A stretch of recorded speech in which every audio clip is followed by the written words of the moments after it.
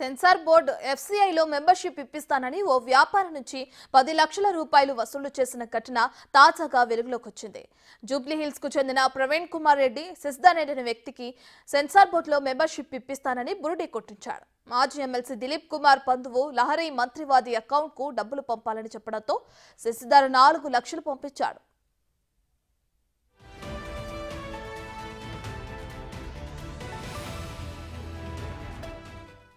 ఆ తర్వాత censor board కాదు ఎఫ్సీఐలో మెంబర్షిప్ ఇప్పిస్తానని మాట మార్చాడు. దీంతో అనుమానం వచ్చిన సిస్దార్ ఆరా తీగా మోసపోయానని గ్రహించాడు. జూబ్లీహిల్స్ పోలీస్ స్టేషన్లో ఫిర్యాదు చేశాడు. ప్రవీణ్ కుమార్ రెడ్డి గతంలోనూ షాద్ నగర్లో ఎమ్మెల్యే టికెట్ ఇప్పిస్తానని ₹1 కోటి వసూలు చేశాడని చెబుతున్న సిస్దార్తో మా ప్రతినిధి సుజాత ఫేస్ టు ఫేస్.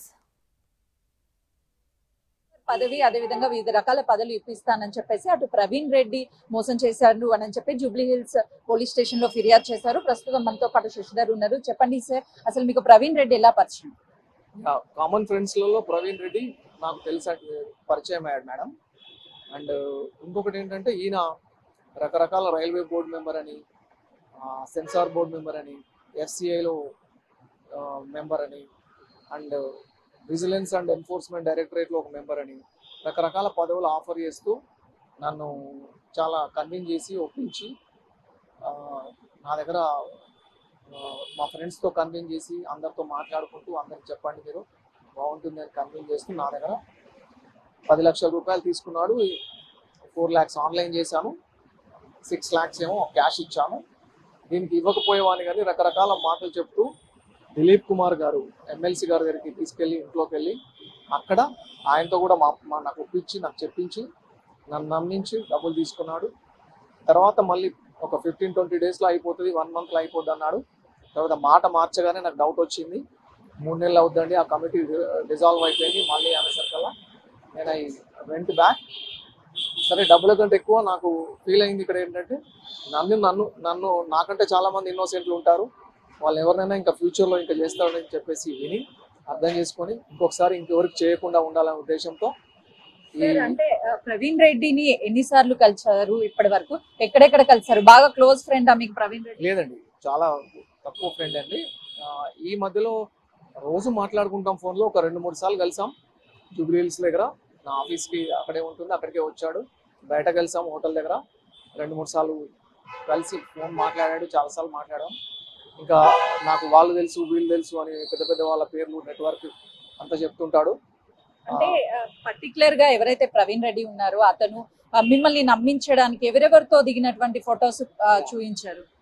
నాకు ఫొటోస్లలో చండీగఢ్ గవర్నర్ అని చెప్పేసి వాళ్ళ ఫొటోసు, కమ్యూనికేషన్లో చాలా మందితో దిగిన ఫొటోస్ కానీ మాటలు కానీ నాకు వాళ్ళు తెలుసు, వీళ్ళకి నేనే ఇచ్చాను వాళ్ళకి నేనే ఇప్పించాను అనుకుంటూ పెద్ద పెద్ద చాలా బిగ్ షాట్స్, మంచి పొజిషన్లో ఉన్న పొలిటికల్ లీడర్స్, ఆఫీసర్స్ వీళ్ళందరి పేర్లు చెప్తూ నన్ను బాగా కన్విన్స్ చేశాడు.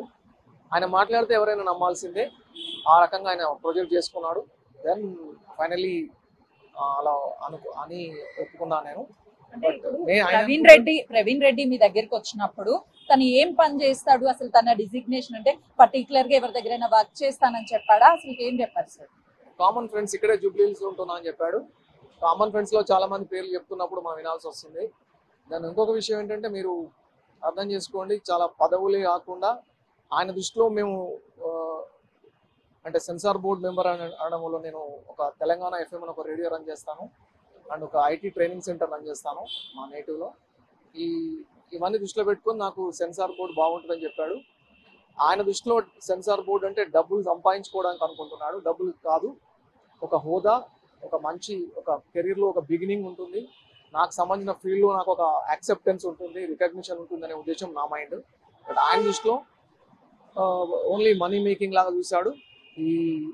అంటే దాంతో పాటుగా దిలీప్ గారి దగ్గరికి తీసుకెళ్ళి దిలీప్ గారు కూడా దీన్ని యాక్సెప్ట్ చేయడము, దిలీప్ గారు కూడా చెప్పడం వల్ల నేను నమ్మాను. నా ప్రొటెక్షన్ కూడా అన్ని రికార్డ్ చేశాను. రేపు డబ్బులు పే చేస్తాం కాబట్టి ఇది కరెక్టా కాదనేది నేను నా జాగ్రత్తలో ఉండడానికి నేను రికార్డ్ చేసి నా దగ్గర పెట్టుకున్నాను. ఎప్పుడైతే నేను మాట మార్చాడో ఆటోమేటిక్గా నేను అందరికి చెప్పాల్సి వస్తుంది. జూబ్లీహిల్స్ పోలీస్ స్టేషన్కి వచ్చి ఇక్కడ కంప్లైంట్ చేశాను.